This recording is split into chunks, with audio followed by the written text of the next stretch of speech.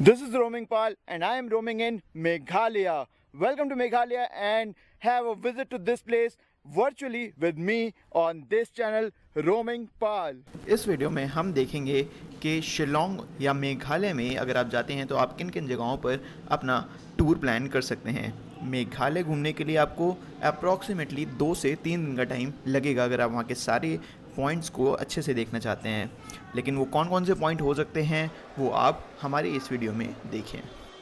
तो स्वागत है आपका गुवाहाटी एयरपोर्ट पर। हम पहुंच गए हैं गुवाहाटी। अच्छा, चलते चलते आपको ये भी बता दें कि अगर आप गुवाहाटी एयरपोर्ट पर आए हुए हैं और आपको यहाँ से आगे जाना है तो आप यहाँ पे डिफरेंट टाइप के ट्रांसपोर्ट यूज़ कर सकते हैं। जैसे कि अगर आप सेल्फ ड्राइव गाड़ी लें जो हमने ली है तो डिफरेंट सर्विसेज है जूम कार टाइप की, आप उनसे बुक कर सकते हैं। उसके अलावा यहाँ पर टैक्सी स्टैंड है जहाँ से आप सिंगल और शेयर टैक्सी दोनों ही बुक कर सकते हैं।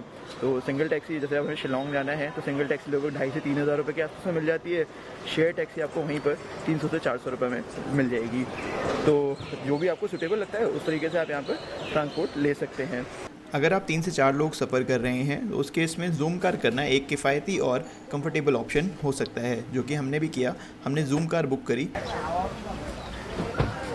तो जी बस जूम कार आ गई अपनी। फटाफट से इसको हम इंस्पेक्ट कर लेते हैं। आप भी अगर कोई ऐसी रेंटल कार ले रहे हैं तो उसका ज़रूर वीडियो बना लें या फिर फ़ोटो ले लें, ताकि बाद में जब रिटर्न करें तो दिखा सकें। कहीं पे अगर डेंट वगैरह हैं तो आप पहले से दिखा सकते हैं कि आपसे नहीं लगे, पहले से गाड़ी पे थे। अगर आप दिल्ली या ऐसे एरिया से ट्रैवल कर रहे हैं जो गुवाहाटी से 2 से 3 घंटे के फ़्लाइट डिस्टेंस पे है तो प्रेफर होगा कि आप मॉर्निंग की फ़्लाइट लें ताकि आप दोपहर तक गुवाहाटी उतर जाएं और साथ ही में जब आप वहाँ से शिलोंग जाएं तो आप उसी दिन में सेम डे पे, डे 1 पे या डे 0 पर आप एटलीस्ट एक डेस्टिनेशन तो कवर कर ही लें। हम भी कवर कर रहे हैं इसमें उमियाम लेक अपने पहले दिन पर। आप जैसे ही मेघालय में उमियाम लेक सर्च करते हैं आसाम से तो ये पर्टिकुलर पॉइंट आपको दिखाई देता है और ये बहुत पिक्चोरियस है। आप यहाँ पर आएँ, अच्छे फ़ोटोज़ खिंचवाएं, उसके बाद शिलोंग सिटी की तरफ जाएँ।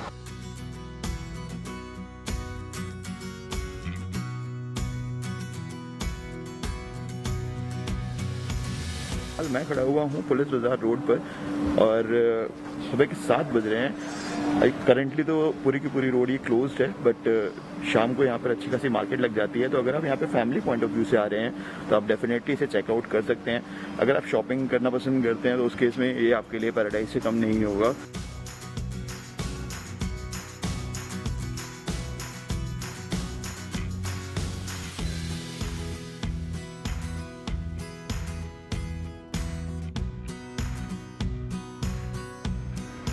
तो हम पहुंच गए हैं अपनी पहली डेस्टिनेशन पर, कैथेड्रल चर्च, जो कि ईस्ट काशी हिल्स में पाया जाता है। ये अपने आर्किटेक्चर के लिए बहुत ज़्यादा फेमस है। और इससे पहले मैं आपको कुछ बताऊं, आप खुद ही एक बार इसको देखिए कि कितना सुंदर है ये और कितना ब्लू कलर की थीम में कितना अच्छा लगता है।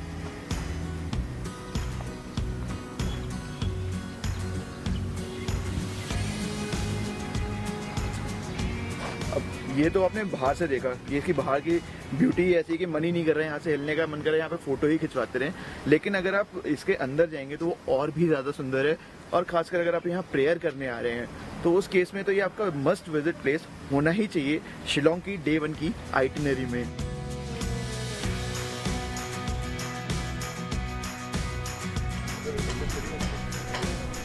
ये है हमारी second destination, Don Bosco museum.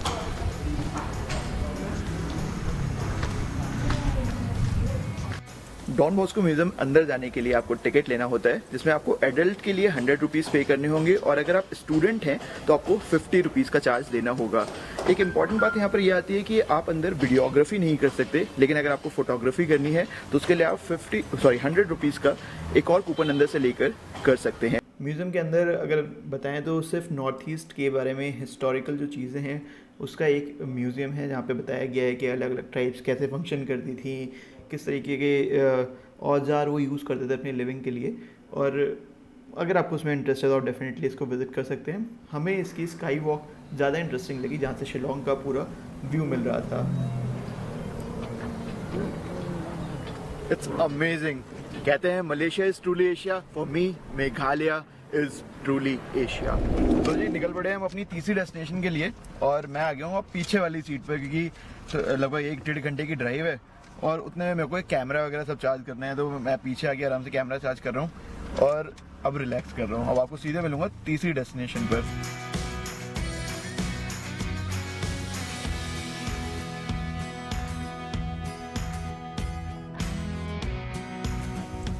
सो हम आ गए हैं अपनी नेक्स्ट डेस्टिनेशन पर, जो कि है मेफलॉन्ग सेक्रेड फॉरेस्ट।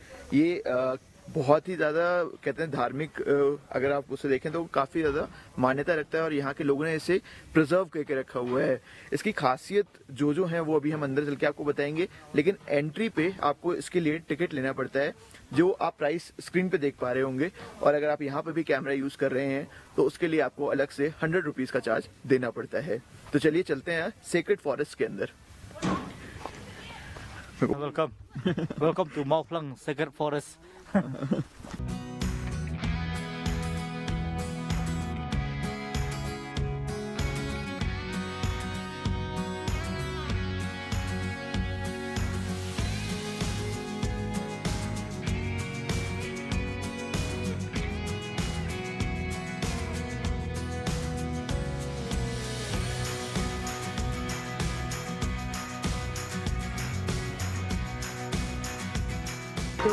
सो हम पहुंच गए हैं अपनी दिन की लास्ट लोकेशन पर, जो कि है एलिफेंट फॉल्स।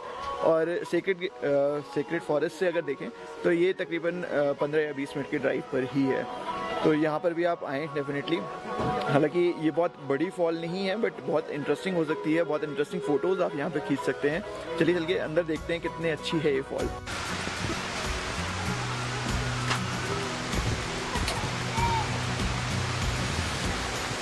तो एलिफेंट फॉल्स आते ही आपको बता दें कि यहाँ पर ये 3 स्टेप वाटरफॉल, जैसे मैंने आपको बताया, इसका पहला नाम होता था, वैसे यहाँ पर भी डिफाइन किया गया है।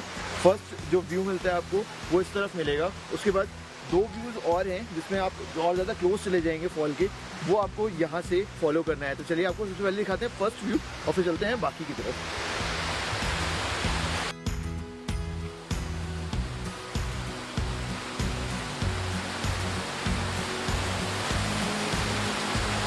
तो कुछ ऐसा था हमारा फर्स्ट व्यू। अब चलते हैं अपने बाकी सेकंड और थर्ड व्यू की तरफ, जिसमें हम इसके और भी क्लोज चले जाएंगे।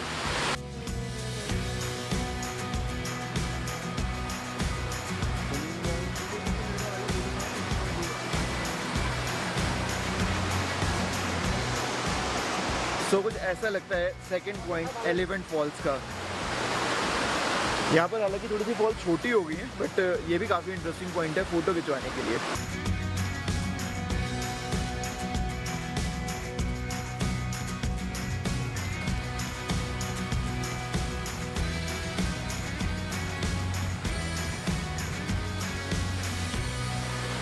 ये हमारी एलिफेंट फॉल्स का थर्ड और लास्ट पॉइंट है। And look at the beauty, कितना सुंदर है ये। मतलब हमारे नेचर में इतनी अच्छी अच्छी चीज़ें हैं कि आपको मन ही नहीं करेगा कुछ और करने का। Definitely worth it. इसके साथ एक फ़ोटो खिंचवाना, तो मैं भी वही करूँगा, फ़ोटो खिंचवाऊँगा और उसके बाद यहाँ से निकलूँगा। Good morning guys, welcome to our new day. आज हम हैं चेरापूंजी में और लास्ट व्लॉग तक आपने देखा कि हम लोग गए हुए थे शिलोंग के व्यू पॉइंट्स देखने के लिए। और वहाँ से जब हम निकले तो अंधेरा हो गया था, इस वजह से कुछ रिकॉर्ड नहीं किया।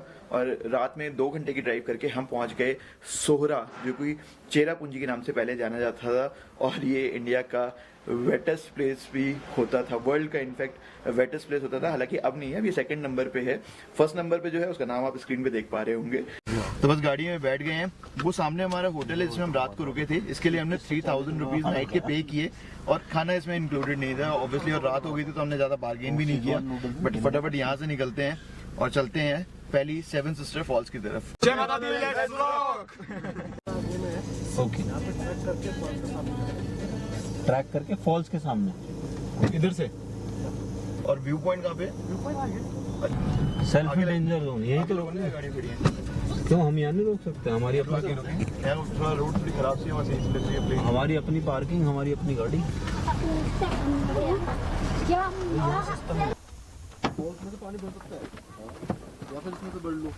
सो अभी हम पहुंच गए हैं अपने दूसरे व्यू पॉइंट पे, जो कि अब पहला बन गया है। हमारे गूगल मैप पे हमने थोड़ा सा भरोसा किया और 7 सिस्टर फॉल्स पे हम नहीं पहुंच पाए। तो अब हम पहुंच गए हैं नो कालीकाई फॉल्स पे, जिसके लिए हमने एंट्री फीस दी 50 रुपए पर हेड की। सो वो आप मेरे पीछे देख रहे हो, वहाँ पर है नो कालीकाई फॉल्स और हम खड़े हैं इस टाइम नो कालीकाई के व्यू पॉइंट पर।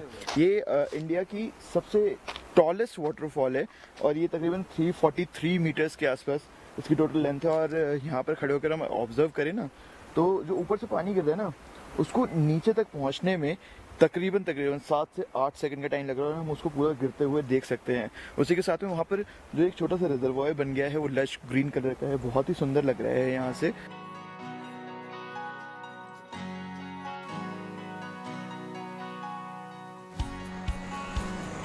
तो हम पहुंच गए हैं अपने सेकंड पॉइंट पे, जो कि एक्चुअल में हमारा पहला पॉइंट था, सेवन सिस्टर फॉल्स। इसको कहा जाता है नो संगीतयांग फॉल्स। तो अगर आप भी गूगल मैप के थ्रू यहाँ पर आने वाले हैं तो उसको जरूर सर्च करें नो संगीतयांग फॉल्स के नाम से, आप इस व्यू पॉइंट पे पहुंच जाएंगे। चलिए चलते हैं, फटाफट से देखते हैं कैसा व्यू मिल रहा है सेवन सिस्टर फॉल्स का।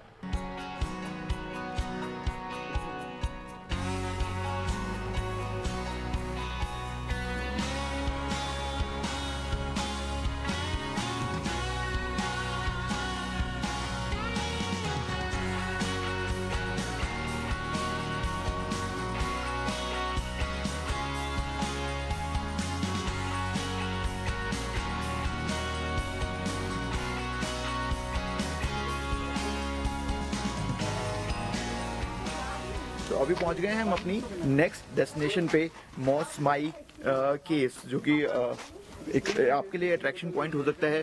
पास में ये सेवन सिस्टर्स के बस 2 मिनट की ड्राइव है, तो अगर आप सेवन सिस्टर्स देखने आए तो डेफिनेटली यहाँ पर भी होकर जाए। चलिए चलते इसको अंदर से देखते हैं।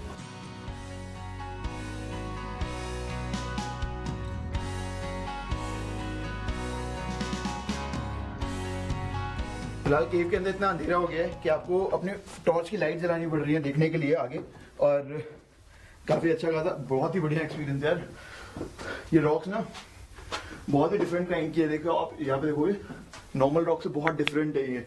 ऐसा लग रहा है काफ़ी टाइम से ऐसे कैसे, इस पर कुछ केमिकल टाइप का भी लगा हुआ है, but it's not chemical, it's natural. वो कहते हैं ना कि don't choose easy, difficult things mostly leads to a beautiful days. ऐसे ही हमने थर्ड वाला जो हमें थोड़ा सा अंधेरे में दिख रहा था उस एग्जिट को लिया, एंड ये काफ़ी अच्छा, बहुत ही सुंदर सा एग्जिट मिला हमें। So we have finally arrived out of the cave. This was the cave. काफ़ी अच्छा एक्सपीरियंस था।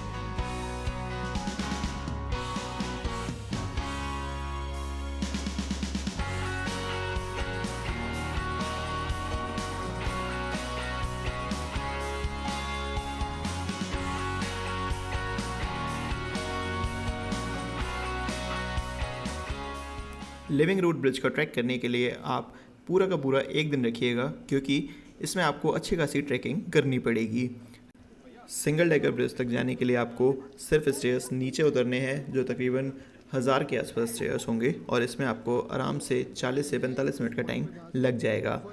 सिंगल डेकर ब्रिज पर थोड़ा टाइम स्पेंड करें, उसके बाद निकल जाएं डबल डेकर ब्रिज के लिए। डबल डेकर ब्रिज तक पहुंचने में भी आपको अच्छा खासा टाइम लग जाएगा। उतरते हुए तो हम ऐसे भाग भाग के भी उतर जाएंगे। हमें तकरीबन 1.5 से 2 घंटे के आसपास लगे थे डबल डेकर ब्रिज पहुंचने के लिए। रास्ते में हमने काफ़ी सारे लोहे के ब्रिज, रिवर क्रॉसिंग कर दिए, उसके बाद हम पहुंच गए डबल डेकर ब्रिज पे। वैसे तो हम डबल डेकर पे पहुंच गए हैं, लेकिन इसके बारे में मैं स्विच ओवर करूंगा बताने के लिए अपने भाई को, मनांश। मनांश, कहाँ पहुंच गए आप? आइए देखिए कहाँ पहुँच चुके हम। शायद यही है डबल डेकर ब्रिज। शायद शायद व्हाट डू मैं शायद ये नहीं जा सकते। बस शायद मत बोल भाई, डबल डेकर यही है। अगर 2 दिखे तो डबल है। ये तो कंफ्यूजन बन रहा है।